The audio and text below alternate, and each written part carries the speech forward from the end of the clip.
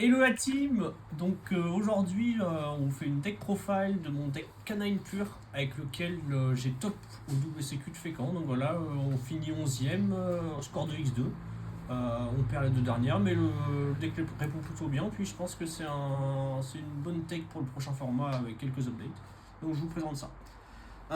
Pour les monstres du main, donc on jouait un gros bagage canine, 3 Jokul, 3 Izuna. On joue 3 lanternes, ça peut paraître beaucoup, mais c'est un bon 2 cartes combo. Il y a quasiment que des 2 cartes combo de toute façon. Et ça permet d'extend pas mal et on est content de l'avoir en main. On joue un seul lupus uniquement pour le côté end-trap, sinon il n'est pas super utile. Et le petit truc, c'est qu'on joue 3 Annule Explosion. Donc Annule Explosion, c'est une spé gratuite de niveau 5, ça te permet easy de rank up en 5. Et surtout sur Jokul, en gros second, ça peut lock des colonnes, donc ça répond pas mal contre les take-out de Yumi. Donc ça, c'est pour les monstres. En monstre d'engine, on joue que ça. Donc pour les magies, on joue 3 cases. C'est des names en plus, on veut les open. 3 chaotiques. Alors elle, c'est pareil, c'est un name, mais en plus, il y a la pop. Contre certains match-ups, il y a le tech control. Enfin, c'est trop fort. Ça reste du grave aussi, donc ça permet de remettre des names dans la main. 3 Sevens, c'est la moins bonne, mais on veut maximiser les chances d'en avoir 2 en main, donc on est obligé de la jouer à 3. Et on joue la rank up qui pop et l'autre rank up.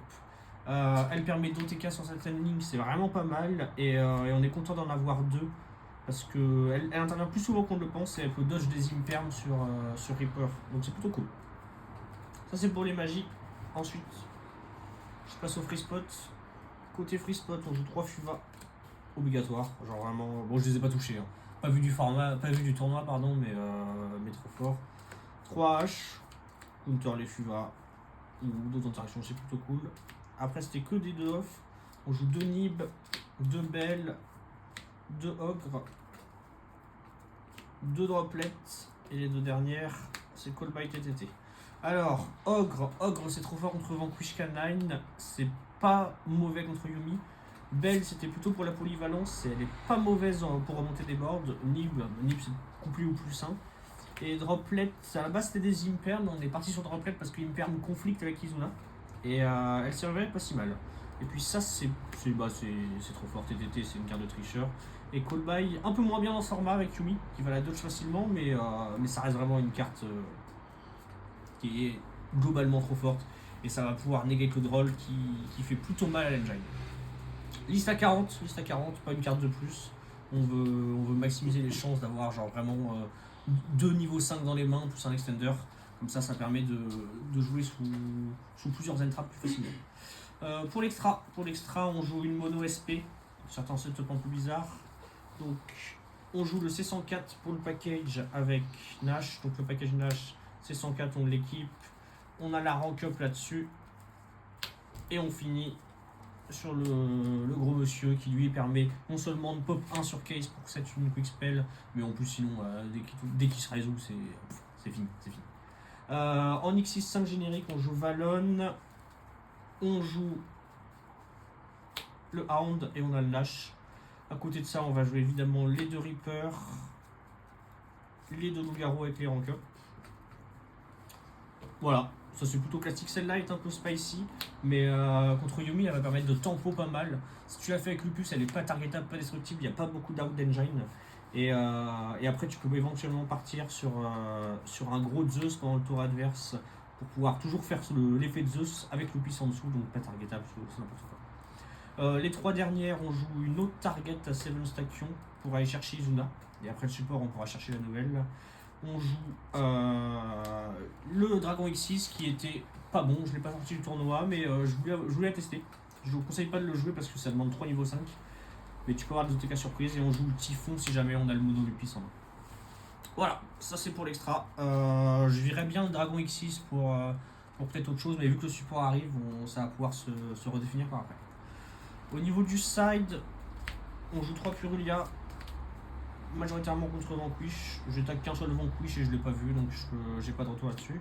On joue 3 crocs, c'est excellent, c'est pas une once par turn. Contre Dragon Tail, tu vas out Mena, c'est plutôt cool. Non, sinon elle a pas mal d'utilisation. Contre Crystron aussi, tu vas pouvoir empêcher pas mal de choses.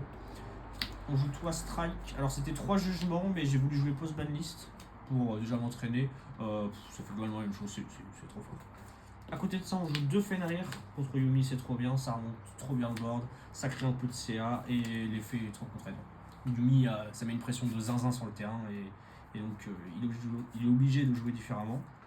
On joue 2 Retaliating C contre Dragotail et on n'a pas voulu jouer de contact, on a joué un shifter à la place parce que c'est plus générique et le deck peut jouer autour sur certaines mains, mais dans les match-ups où ça fait plus mal à l'adversaire, on le sort. La dernière, c'est un Zarkanbi.